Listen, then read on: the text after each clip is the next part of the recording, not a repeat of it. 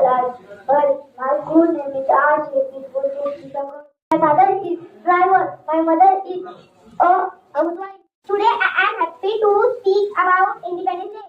India became free in 1947.